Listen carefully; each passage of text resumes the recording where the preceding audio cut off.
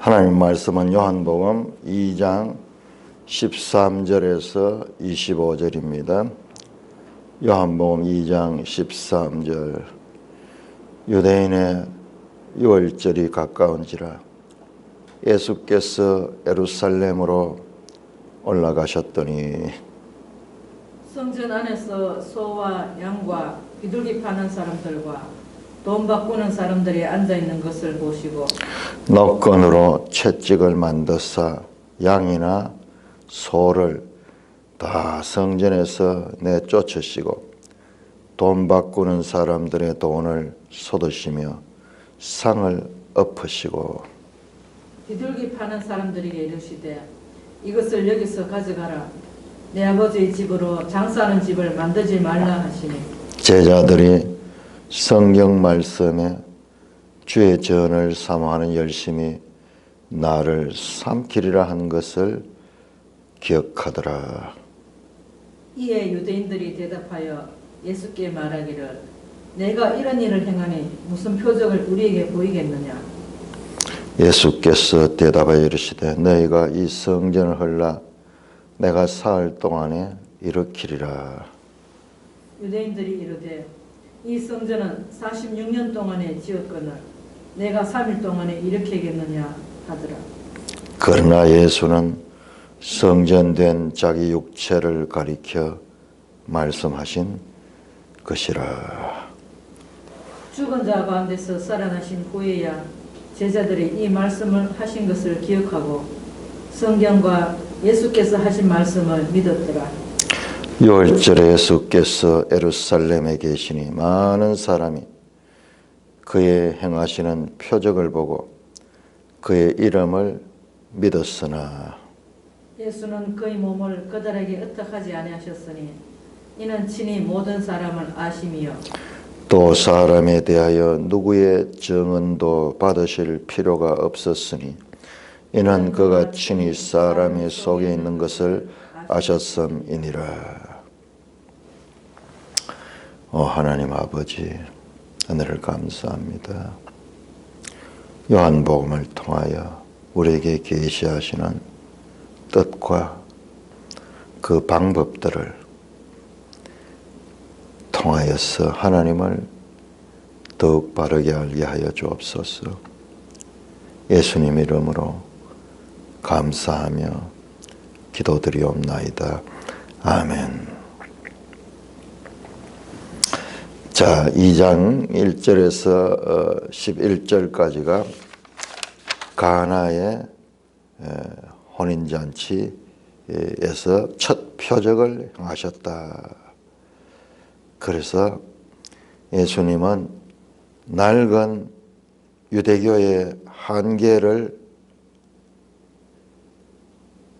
극복하시고 새로운 포도주처럼 좋은 포도주처럼 새로운 시대를 여시는 분으로 그들을 기쁨으로 구원으로 이르게 하시는 분이시다는 것을 표적을 통하여 표적이 여기서는 기적을 동반한 그와 같은 상징적인 의미를 우리가 가리킵니다. 표적이라는 용어를 우리가 잘 이해를 해야 돼요.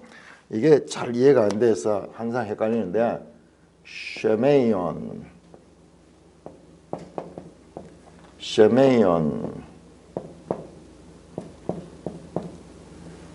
두 가지 의미에서 사인이 있고 그다음 미라클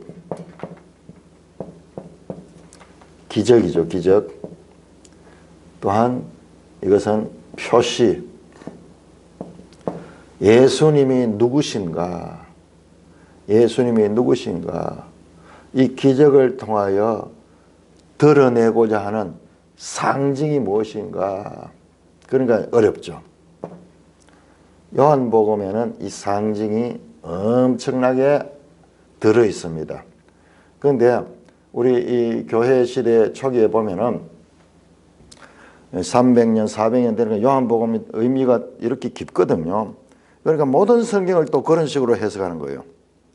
마태복음도 그런 식으로 해석하고 바울 서신도 그런 식으로 해석하고 그래 해서 그 알레고리 해석하는 게 나오는데 그것은 또 성경을 혼잡하게 만들어요. 그러니까 우리가 점점 성경을 보면서 야 이게 어디서 나오느냐. 요한복음이다. 요한서신.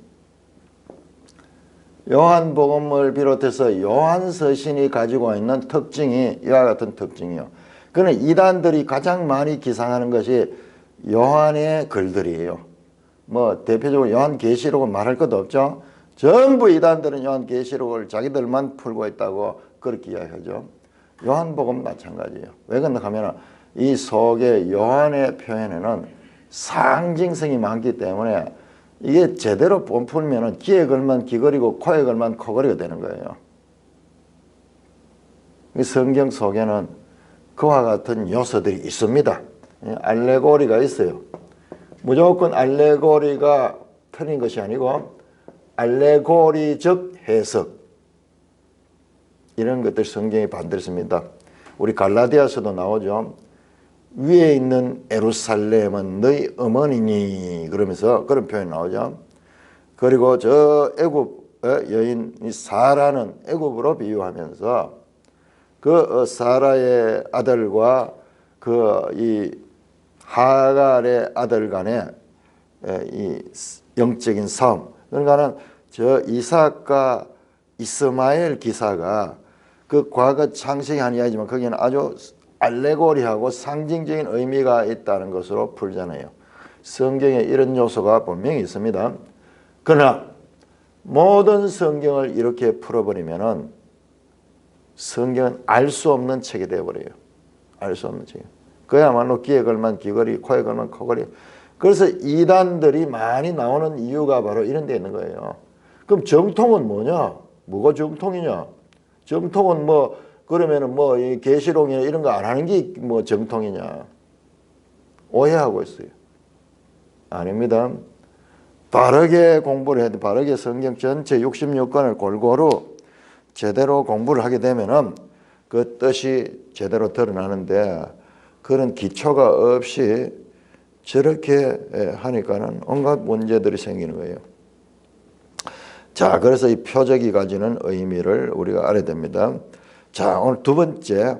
자, 이게 아주 의도적으로 배치되어 있어요. 요한복음은 앞에서 말했던 어린아이들이 들어가서 물장구 치고 놀 정도로 얕은 물 같으면서도 그 요한복음을 아는 사람들은 알면 알수록 저 심해보다도 더 깊은 그와 같은 의미를 가졌다는 것을 알게 되는 책이라고 교회가 말해져 왔는 거예요. 자, 유대인의 유월절이 가까웠다. 자, 지금까지는 갈릴리에 있었죠. 유월절 절기를 위해서는 예루살렘으로 올라갑니다. 예루살렘으로 올라가셨더니, 자, 요한복음에는 갈릴리와 예루살렘과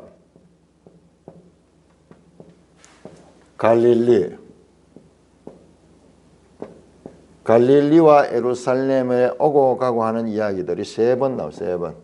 계속 나옵니다. 이거 주의해서 봅니다. 특히 예루살렘의 유월절 절기를 이스라엘은 우리 구약 성경에 하면은 절기를 지키기 위해서 남자들은 다 예루살렘으로 올라가라 하는데 그런 법은 예수님 당시에도 철저하게 지켰습니다. 유대인들이. 그래서 예수님께서 절기를 지키기 위하여 유대인의 유월절을 넣어죠. 제가 어제 그런 말씀 드렸죠. 유대인의 결례 규례를 따라 또는 유대인의 유월절이라는 말 속에서 이미 부정적인 의미가 함축이 되어 있습니다. 유대인이라는 표현이 70번 나오는데 다 부정적인 표현이에요. 불신 예수님을 대적하는 것과 같은 거. 그러니까 이 유대인의 유월절에도 뭔가 예수님에 대한 대적이 있을 것입니다. 요한복음의 유월절이 세 번 나오는데 그 가운데 이제 첫 번째 유월절이 등장합니다. 자, 유월절이 아직 되지 않고 가깝게 되어서 유월절이 가까운지라. 자, 우리 한번 볼까요? 6장 4절.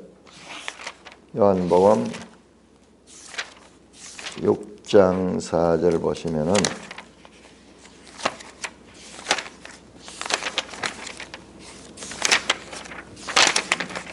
육 장 4절에 보니까는 마침 유대인의 명절인 유월절이 가까운지라. 자, 11장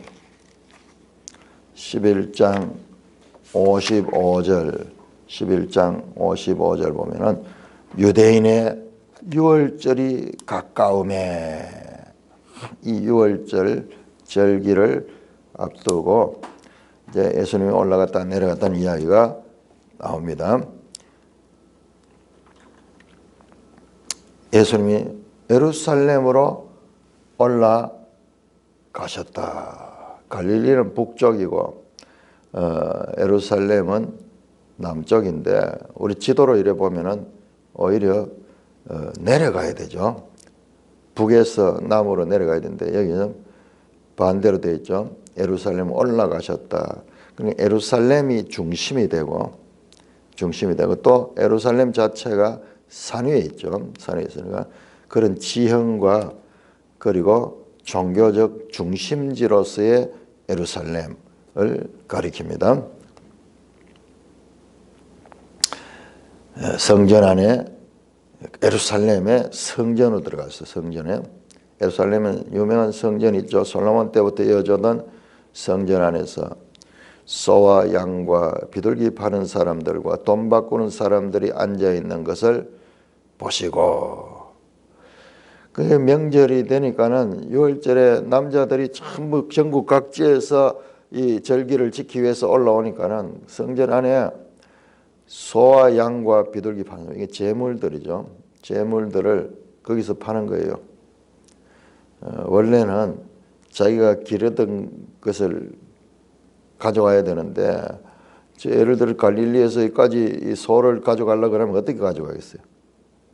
힘들겠죠. 양도 마찬가지고. 그러니까 편리를 따라 가지고 성전 안에서 아예 제물을 파는 제도가 그동안 만들어졌습니다. 그러니까 여기에서 뭘 알 수 있냐 그러면 이 성전이 엄청난 이제 장사판이 되었는 거예요. 이 절기를 지키는 열심을 이용해 가지고 이 성전에서 이제 거래가 되게 되면서 성전의 기득권자는 자릿세를 받으면서 장사꾼들은 그 자릿세를 포함하게 폭리를 취하면서 서로 윈윈하는 가운데서 성전이 장사꾼의 소굴이 되어버리는 거예요. 이 성전이 막 소 소리가 나고 양 소리가 나고 서로 흥정하는 사람들, 돈 바꾸는 사람들, 환전하는 사람들. 성전에 돈을 내기 위해서는 성전세가 있잖아요. 세겔, 반세겔씩 누구든지 내는, 그걸 내기 위해서는 또 성전에서 통용되는 화폐가 있었던 것 같아요. 그래서 거기가 완전 장사판이 되었습니다. 자, 그걸 보고 예수님께서 노건으로 채찍을 만들어 양이나 소를 성전에서 쫓아내시고, 큰 소리 났겠죠. 짐승들이 막 놀래가지고 막 난다고. 장사꾼들도 쫓아내시고, 돈 바꾸는 사람들의 돈을 쏟으시며 상을 엎으시고, 비둘기 파는 사람들에게 이럴 때 이것을 여기서 가져가라. 내 아버지의 집으로 장사하는 집을 만들지 말라 하시네. 와, 이런 장면을 볼 수 있습니까? 예수님께서 성전에서 어디에서도 한 적이 없는 폭력적인 행위를 하십니다. 그런데 자세히 보시면은 비둘기는 날려보내지 않아서 비둘기 파는 사람들에게는 그냥 가져가라 그래. 양이나 소는 성전에서 내쫓으시고, 그 진노하심 가운데서도 그 약한 자들을 배려하는 긍휼을 베풀고 있는 것을 보게 됩니다. 내 아버지의 집으로, 성전이죠. 성전, 예수님의 아버지의 집이다. 장사하는 집을 만들지 말라. 제자들이 성경 말씀에 주의 전을 삼아 열심히 나를 삼키라 한 것을 기억하더라. 이 성경 말씀 시편 69편 9절입니다. 시편 69편 8절 9절에서 우리 한번 볼까요? 시편 69편.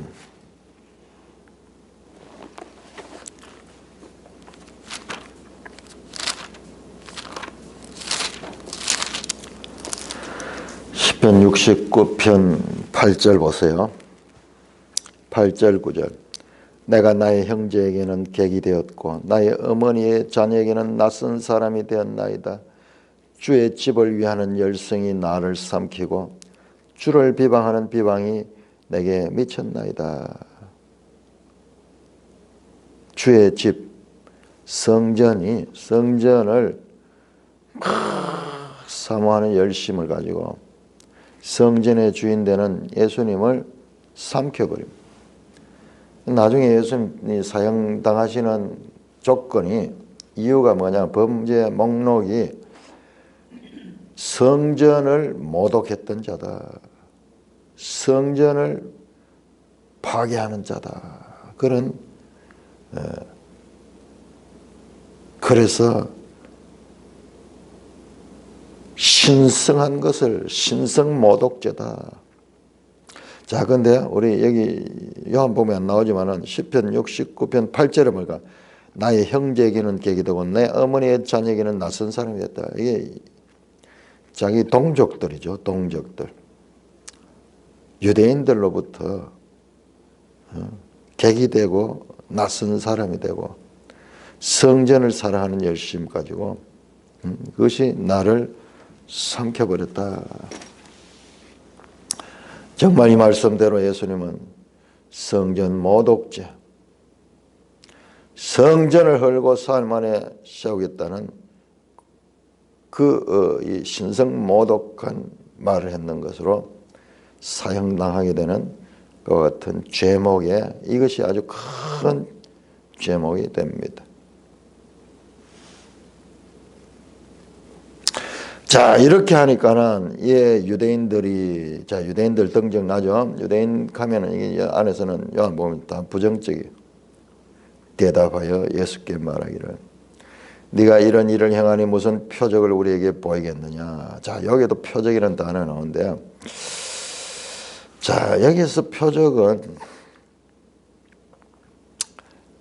어떤 기적이나 뭐 이런 것도 될 수 있겠지만 이거보다는 네가 무슨 증거로서 하느냐. 여기 표적이란 말에 증거가 있고, 증거 또는 자격 같은 거, 뭐 이런 거, 네가 무슨 권리가 있어야죠.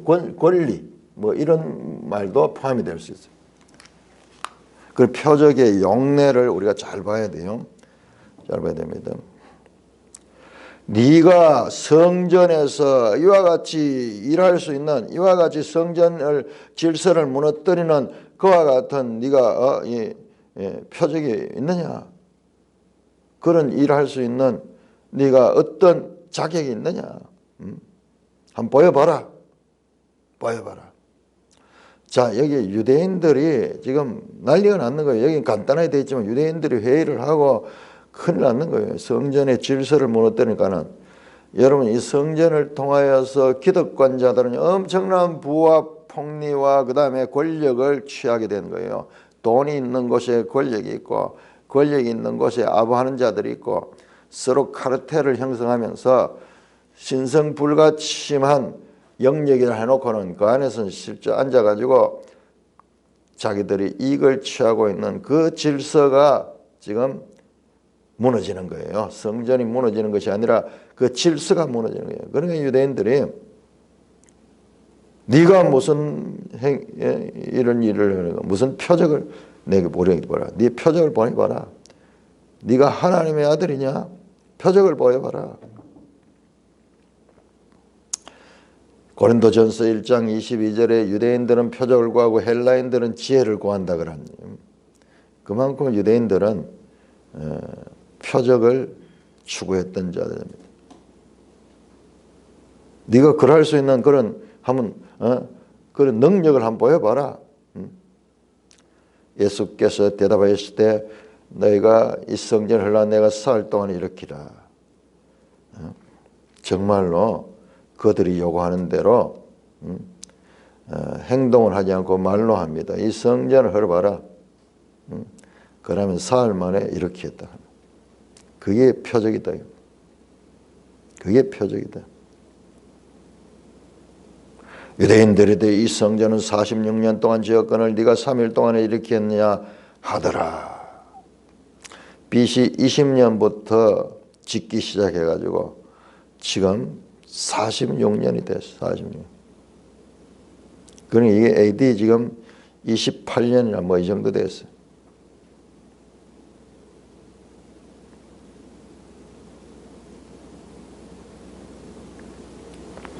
예수님이 표적을 말씀했지만은 서로 핀트가 맞지 않았어요. 이 사람들은 이 건물 성전을 이야기하고 모든 사람들이 다 건물 성전을 이야기했죠.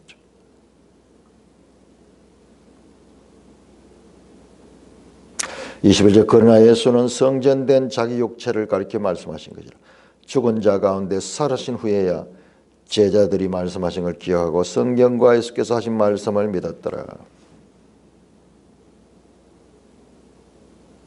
예수님은 장차 자신이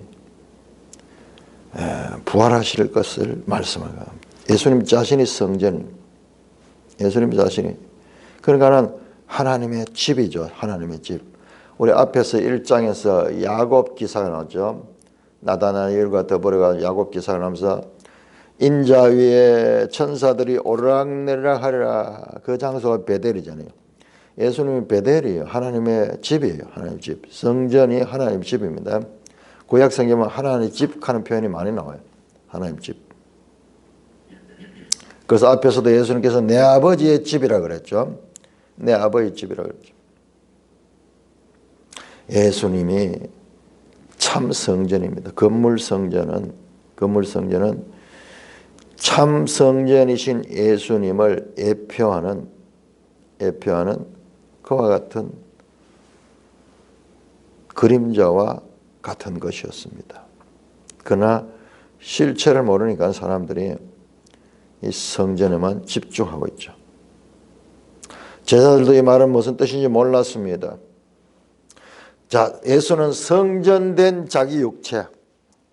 자, 예수님의 성전, 자신이 성전이요. 성전. 벳엘이요. 벳엘. 하나님의 성전이 이 땅에 오셔서 말씀이 육신이 되어 우리 가운데 거하심에 갈 적에 그하다 메노 그랬어요.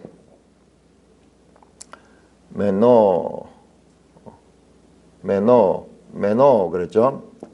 여기에 거주하다 하는 거주하다. 아주 요한복음에 아주 중요한 단어입니다. 나중에 성령이 너희 가운데 매노한다, 거한다 하는 말입니다. 그러니까 먼저 예수님이 성전이 되었고 다음엔 예수 믿는 자들이 성전이 돼요. 예수 믿는 자들이 성전이 돼요. 너희는 하나님의 성전이요. 하나님의 성령이 너희 안에 거하는 것을 알지 못하느냐. 고전 3장 16절, 6장 19절 사도 바울이 그렇게 말씀하죠. 그러니까 먼저는 예수님, 부활도 예수님이 먼저 부활하시고 그 다음에 그리스도인들도 부활하십니다. 그러다 하면은 고난도요, 십자가의 죽음도 성도들이 경험해야 돼요. 이게 자기 십자가를 지는 거예요. 자기 십자가를 지고 나를 따르라. 십자가 없는 부활은 없습니다. 고난 없는 영광은 없습니다. 그러니 그리스도인이라는 것은 그리스도와 같은 사람들이에요. 그리스도의 경험을 가지는 자들입니다. 여기서 우리가 분명하게 예수 그리스도가 성전이라는 것을 알 때 이제 교회 시대에 성도가 성전됐다는 것도 이해할 수 있는 거죠.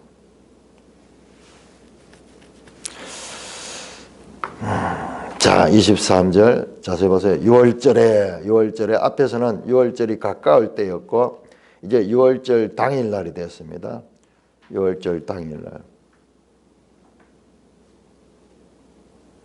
6월절에 예수께서 예루살렘에 계시니 많은 사람이 그의 행하시는 표적을 보고 그의 이름을 믿다. 자, 이 6월절 날 장소는 성전에서 했는지도 모르겠어요. 지금 앞에 있는 성전 청결 기사는 6월절 전이었어요. 6월절에 예루살렘에서 많은 사람이 그의 행하시는 표적을 보았다. 예수님이 행하는 표적을 봤는데 어떤 표적을 행했는지는 나오지 않아요.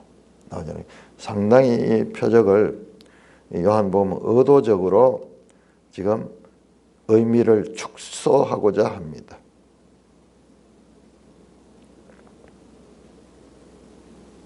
그 표적, 그 기적의 요한복음은 사람들을 묶어두려고 하지 않아요. 그래서 요한복음에는 기적 나타내는 이런 기사들이 복음서 가운데 가장 적어요.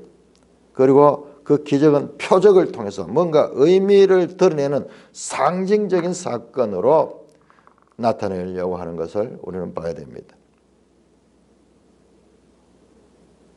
많은 사람이 그의 행하시는 표적을 보고 그 이름을 믿었다. 예수를 믿는데 표적을 보고 믿었어요. 그런데 24절 예수는 그의 몸을 그들에게 의탁하지 않았으니 예수님은 여기 의탁하다 하는 말도 앞에서 믿었다 하는 단어와 같은 겁니다.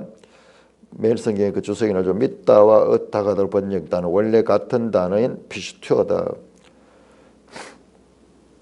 예수는 믿지 않았습니다. 왜냐? 이는 친히 모든 사람을 아심이요. 예수님은 사람을 다 아는 거예요. 또 사람에 대해 누구의 증언을 받으면 누가 옆에서 가르칠 필요가 없어요. 왜냐? 그가 친히 사람의 속에 있는 것을 아셨습니다. 예수님은 사람의 본성에 대해서 누구보다도 누가 가르칠 수 없을 정도 그 본성에 대해서 잘 알고 계시는 분이다.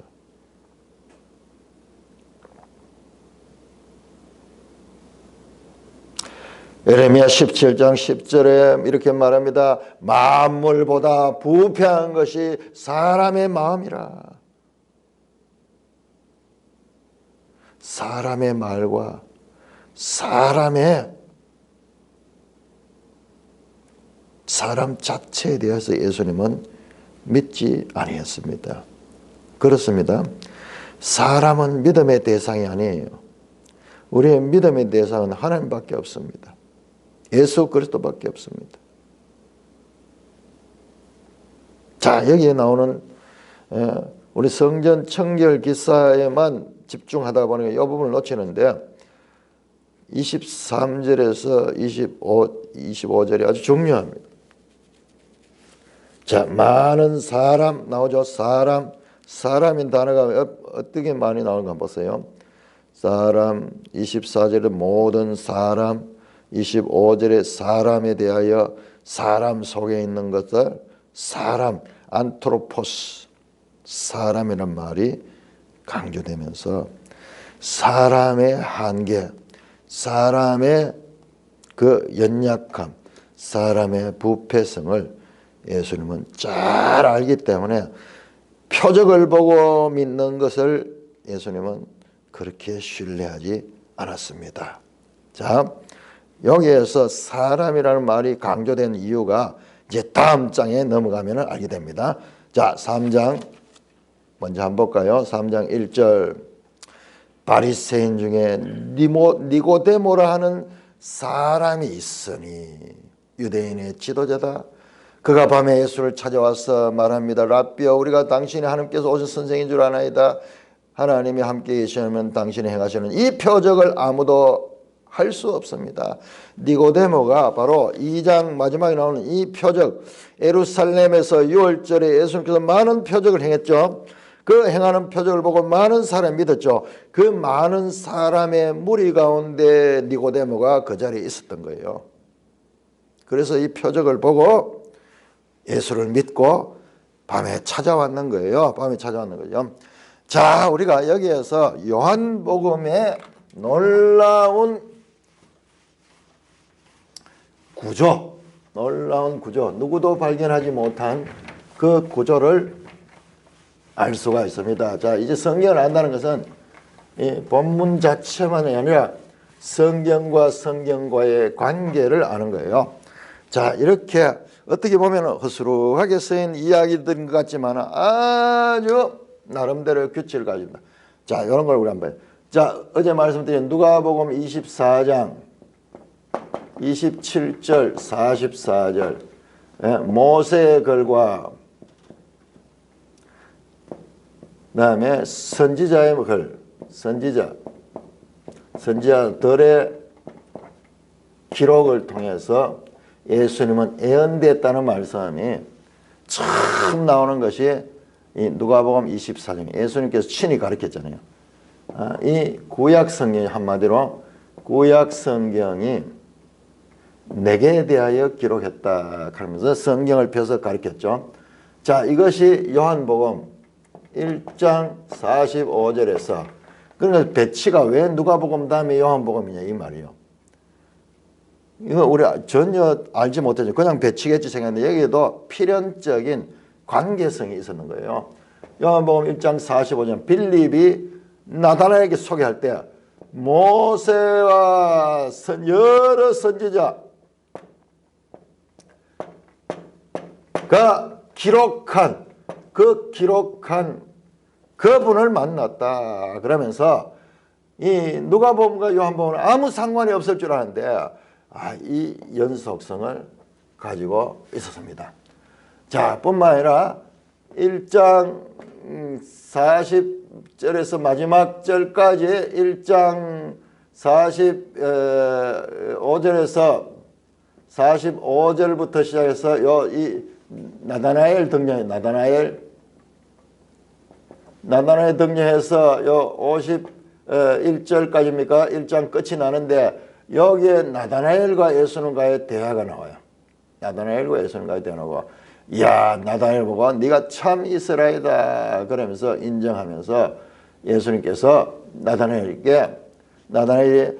당신은 하나님의 아들이시요 이스라엘의 임금입니다. 그런 고백이 나오죠.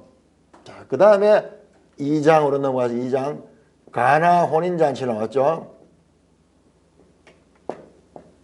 알고 보니까는 이것도 전혀 무관한 줄 알았는데 이 가나는 나다나엘의 고향이야.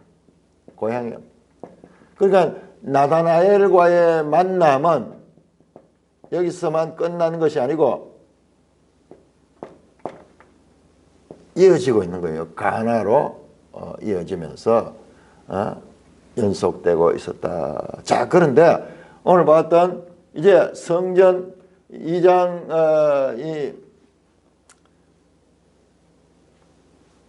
2장 후반절에 나왔던 성전 정화 사건도 그리고 예루살렘에서 유월절에 예수님이 했는 표적들도 3장에 니고데모 사건과 이와 같은 연관성을 가지고 이어지고 있다는 거예요. 자, 그래서 6월절에 예수님께서 여러 표적을 행했는데 그걸 보고 유대인들이 예루살렘에서 예수님을 많이 믿었다. 그러나 예수님은 그 사람들을 인정하지, 그 사람들이 아주 부패한 죄인이고 그 속에 있는 것이 어떤 거냐, 만물보다 부패하다는 것을 예수님은 알고 있었기 때문에 그들을 의탁하지는 않았다. 그들이 믿는다고 해가지고 그걸 그대로 다 수용하거나 그들을 제자로 생각하지 않았다는 말이죠. 자, 요 생각을 하면서 이제 3장을 읽어보겠습니다. 이렇게 2장과 3장의 연결성. 우리 성경에서 이걸 보는 것이 아주 중요합니다. 자, 3장 1절에서 15절까지 교독하겠습니다. 3장 1절. 그런데 바리새인 중에 니고데모 하는 사람이 있으니 유대인의 지도자라. 그가 밤에 예수께 와서 이르되 랍비여 우리가 당신은 하나님께로부터 오신 선생인 줄 아나이다. 하나님이 함께 하시지 아니하시면 당신이 행하시는 이 표적을 아무도 할 수 없음이니이다. 자, 이렇게 보니까는 니고데모가 바로 앞에 나왔던 그 내용과 연결되는 사람인 걸 알겠어요. 예수께서 3절입니다. 대답하여 이르시되 내가 진실로 진실로 내게 이르노니 사람이 거듭나지 아니하면 하나님 나라를 볼 수 없느니라. 니고데모가 이르되 사람이 늙으면 어떻게 날 수 있사옵나이까? 두 번째 못에 들어갔다가 날 수 있사옵나이까? 예수께서 대답하시되 진실로 진실로 너게 이르노니 사람이 물과 성령으로 나지 않으면 하나님 나라에 들어갈 수 없느니라. 육으로 난 것은 육이요 영으로 난 것은 영이니 네가 거듭나야 하겠다는 말을 놀랍게 여기지 말라.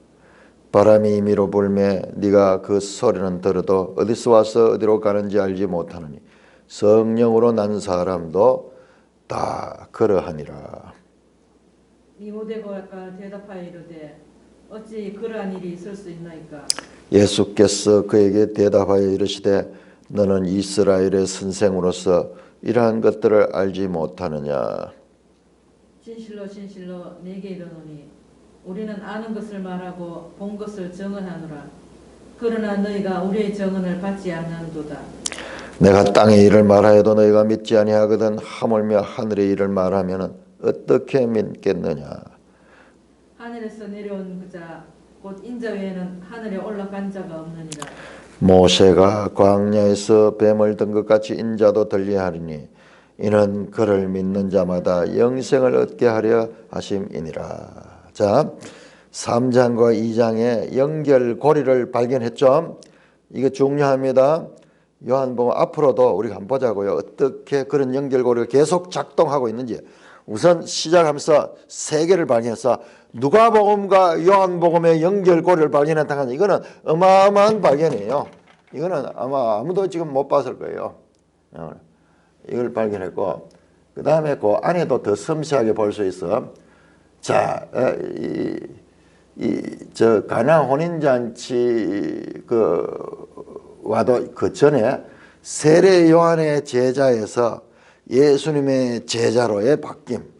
그러니까 구약 속에 율법과 선지자는 구약을 가리키죠. 요한의 때까지요. 세례 요한에 속해 있던 자들이 예수님께서 오는 사건은 가나 혼인잔치에서 포도주가 떨어진 잔치 자리에 그 풍성한 좋은 포도주를 공급하시는 그 사건도 유대교의 한계에서 예수 그리스도를 통한 복음의 시대, 교회의 시대를 알리는 그와 같은 연속성을 가지고 있다 이 말. 그렇듯이 이렇게 이야기들이 서로 연속성을 가지고 있다. 일단 우리는 니고데모 사건이 너무 유명하고 3장 하면 딱 분리해가 3장만 봤는데 그게 아니라 이제 2장과의 연결점도 봐야 된다. 그러니까 장소는 예루살렘이고 그 다음에 때는 6월절이고 그렇죠. 그런데 니고데모라는 사람이 바리새인이야. 바리새인입니다. 밤에 예수님을 찾아왔습니다. 자, 니고데모가 아마 사람들의 눈을 피해서 왔는 것 같아요. 랍비여 예수님을 선생이라고 우리가 당신은 하나님께로부터 온 선생인 줄 아나이다. 하나님이 함께 아니면 당신이 행하시는 그 표적을 아무도 할 수 없다. 그러니까 성경에서요 이 표적을 지금 기록하고 있잖아요. 표적을 행했다 그러는데 23절에 2장 23절에 그 행하시는 표적을 보고 그 이름을 많은 사람이 믿었다 그러는데 이게 어떤 표적인지 기록하고 있지 않아요.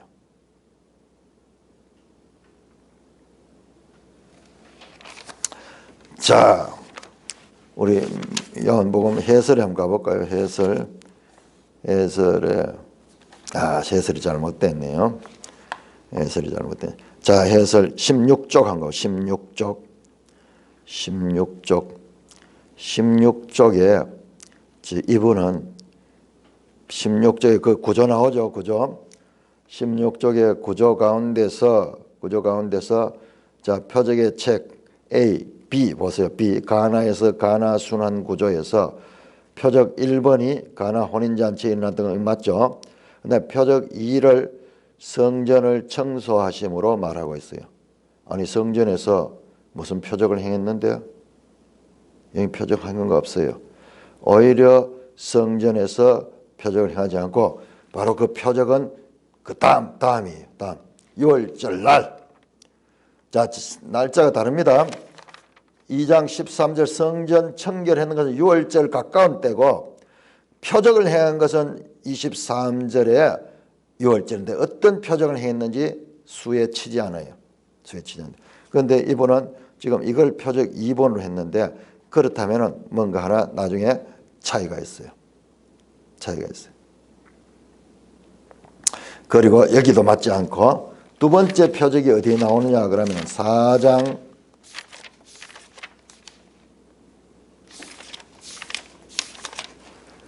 4장 54절 보세요. 4장 54절 이것이 예수께서 유대에서 갈릴리로 오신 후에 행하신 두 번째 표적.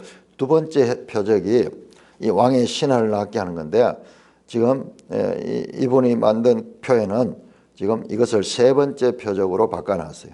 세 번째 표적. 그래서 이런 부분도 자세히 살펴봐야 돼요. 표적이 7표적이 넘을 수도 있어요. 넘을 수도 있어요. 그래서 이 7이라는 숫자에 맞추기 위해 가지고 우리가 어떤 이론을 가지게 되면 자꾸 거기다 맞추려고 하는 이 의도를 가지거든요. 그러면서 본문에서 벗어날 수가 있는데 자, 여기에서 이런 문제점을 우리 일단 지적만 하고 넘어가야 됩니다. 본문을 자세히 보면서 이건 확인해야 돼요. 자, 그런데 이 표적은 엄청난 표적을 행했는데 니고데모도 이야 이분이 하나님께서 온 분이다 하는 느낄 정도로 큰 표적인데 정작 그 표적이 무엇인지는 요한복음에서 드러내고 있지 않습니다.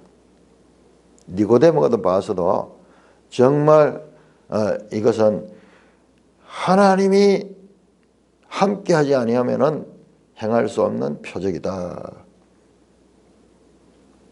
그래서 니고데모가 그 표적을 보고 믿고 나온 거예요. 앞에서 나왔던 그 표적을 보고 많은 사람이 믿었다 그랬죠. 그러나 예수님은 그들을 인정 안 했다 그랬죠. 그 중에 한 사람이 니고데모예요. 니고데모. 3절입니다. 예수께서 대답하여 이르시되 진실로 진실로 내게 이르노니 사람이 거듭나지 않으면 하나님 나라를 볼 수 없느니라. 자, 니고데모는 예수님을 보고 표적을 보고 감동을 받아가지고 당신이 놀라운 분이다.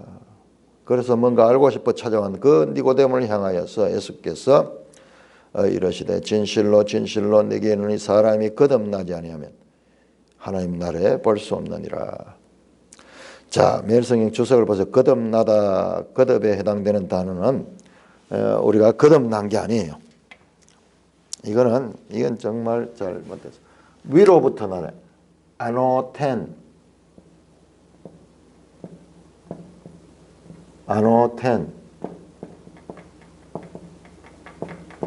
위로부터 나다. 위로부터라는 뜻이에요.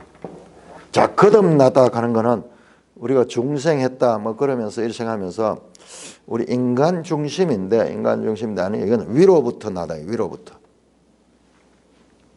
그래야지 이어지는 말씀하고도 잘 연결이 됩니다. 우리한테 좀 번역하는 분들이 알게 쉽게 하도록 이런 표현을 했는데 이거는 그렇게 하면 안 돼요. 위로부터 나지 않으면 앞에서 보셔서 이 니고데모의 말을 받았잖아요. 하나님이 하나님께로부터 온 선생이다 그렇게 했잖아요.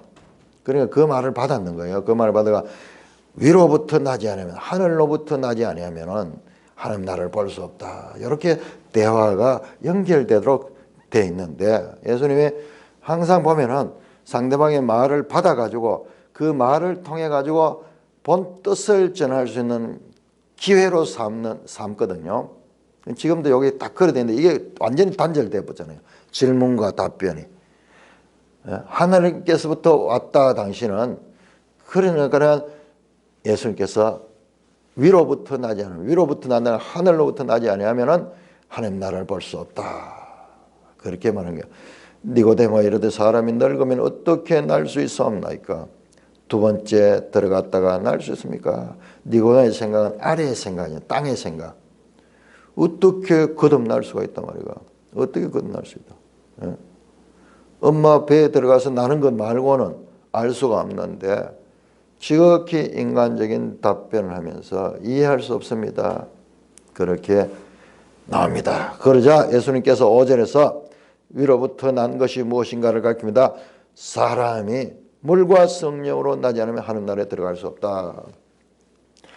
위로부터 난다는 것은 물과 성령으로 난다는 것이구나. 그러면서 육으로 난 것은 육이요 영으로 난 것이냐. 니고데모가 아는 것은 육으로 나는 것밖에 알 수 없어. 그러니까 예수님은 영으로 나는 것은 가르치는데 그건 영으로 나는 것이다. 자, 위로부터 나는 것, 물과 성령으로 나는 것, 그 다음에 이 영으로 나는 것이 같은 말입니다. 내가 너게 위로부터 나야 하겠다는 말을 놀랍게 여기지 마라. 거듭나야 하겠다 이 말은 위로부터 나야 하겠다는 말을 놀랍게 여기지 마라. 바람이 임의로 불매 네가 그 소리를 들어도 어디서 와서 어디로 가는지 알지 못하는 성령으로 난 사람은 거다하다. 자, 복잡한 거지만 단순합니다. 하늘로부터라고 니고데모가 말했고 예수님은 그것을 받아서 위로부터 난다. 위로부터는 뭐냐? 위로부터 난다는 것은 물과 성령으로 난다. 성령으로부터 나는 건 뭐냐? 성령으로부터 나는 것은 위로부터 나는 것인데 이것은 성령으로 난다. 성령이 아니에요. 사실은 그냥 영으로 난다고 돼요. 푸뉴마토스. 푸뉴마토스. 성령은 하기야 푸뉴마토스. 그냥 영으로 난다고 되어 있어요. 영으로. 본문에서. 여기도 물과 영으로 난다고 되어 있습니다. 자, 물과 영으로 난다는 것은 이것은요. 세례를 세례. 자, 우리가 앞으로 이제 그리스도인들이 거듭날 적에 세례를 받는 거예요. 물에 들어가서 세례를 받고 물에서 올라오면서 이제 위로부터 새 사람이 되는 거예요. 그리고 위로부터 온다는 성령으로 받는 거예요. 그러니까 예수를 믿는 순간에 이제 성령이 그 가운데 성령으로 나는 것이 된 겁니다. 그래서 성령으로 나는 것이 무엇이냐? 그것은 하늘로부터 나는 것이고 위로부터 나는 것이고 자 이제 이 그리스도인이 된다는 것은 새 생명이 된다는 것이 새 생명은 뭐냐? 성령으로 난 것이다. 성령으로 난 것이 뭐지? 자 요한복음에 계속 이런 출생에 관한 이야기 나옵니다. 자 우리 1장 하나님께로부터 나는 자라는 말이 나왔죠. 1장 13절에 이는 혈통이나 육정이나 사람의 뜻으로 나지 아니하고 오직 하나님께로부터 난 자다. 자 이것이 누구냐? 이것이 하나님께로부터 난 자야.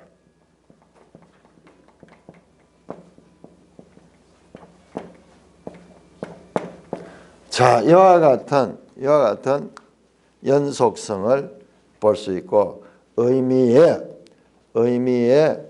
연속성을 통해서 우리가 뜻을 떠올릴 수 있어요. 자, 하나님께로부터 난 것, 하늘로부터 난 것, 위로부터 난 것, 물과 성령으로 난 것, 성령으로 난 것, 다 이런 것들이 다 같은 의미를 가지고 있는 표현이고 이것은 다른 사람은 이런 표현을 거의 하지 않습니다. 사도 바울도 이런 표현이 거의 없어요. 거의 없어요. 사도 요한 1서에서도 이와 같은 풍부한 어떤 개난 계난이라는 출생을 표현한 말씀을 씁니다. 말씀입니다. 그런데 사도 베드로도 그런 표현을 써요. 베드로도. 자, 우리 한번 볼까요? 베드로전서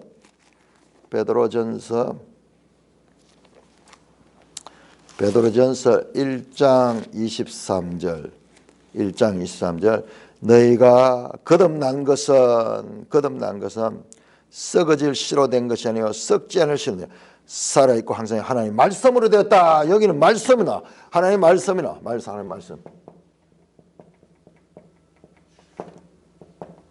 씨가 나와 씨가.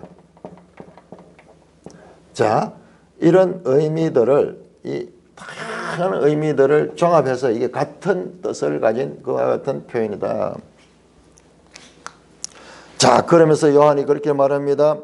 8절에 바람이 임의로 불매 네가 그 소리는 들어도 어디서 와서 어디로 가는지 알지 못하니 성령으로 난 사람도 그러다. 그러니까 이건 모르는 거예요. 본인도 모르는 거예요. 바람의 존재는 분명히 있는데 보이지 않는 거예요. 그러나 바람이 있다는 것은 그 결과를 보면은 나무 가지가 막 흔들려요. 그러니까 바람은 모르지만은 바람은 못 보지만은 바람의 결과를 통해서 바람의 존재를 알듯이 거듭난 것도 마찬가지로 그 성령으로 났다는 그 성령 그 자체는 알지 못하지만은 그러나 그 사람이 예수를 믿고 고백하고 하나님을 알려고 하는 그와 같은 이 열매를 가지게 된다. 어렵죠? 무슨 말인지 어렵습니다. 그러니까 니고데모가 우리를 대신해서 니고데모가 대답하여 이르되 9절입니다. 어찌 그런 일이 있습니까? 그러면서 예수님께서 대답하시는 말씀이 나오는데 이 부분은 내일 우리가 좀 더 깊이 살펴보도록 합니다. 일단 자, 요한복음에서 그리고 성경 전체에서 제일 어려운 내용입니다. 이것들이 뭐냐 그러면은 아주 그 영적인 부분이죠. 그러니까 우리의 내면적인 신비의 상태, 소위 기독교 신비라는 거 이런 거예요. 우리가 어떻게 거듭나고 그리고 어떻게 하나님으로 나게 됐는가. 자, 그런 것들을 가리키는 그런 내용인데 이것들이 이와 같은 요한 표현에 있어 가지고 다양한 표현으로 쓰여지고 있다는 것을 알면서 자, 요한의 관점은 그냥 우리가 보는 관점하고는 다릅니다.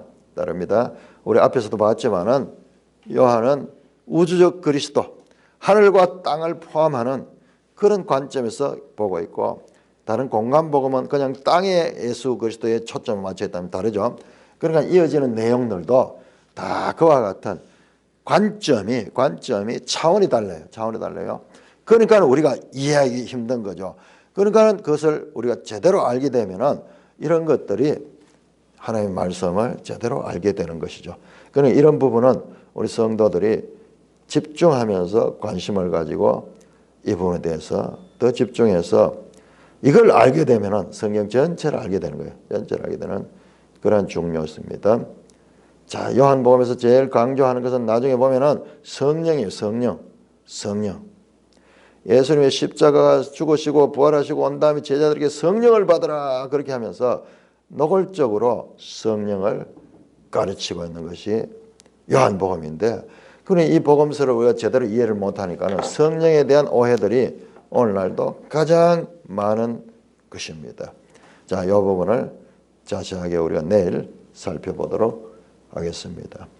찬송가 288장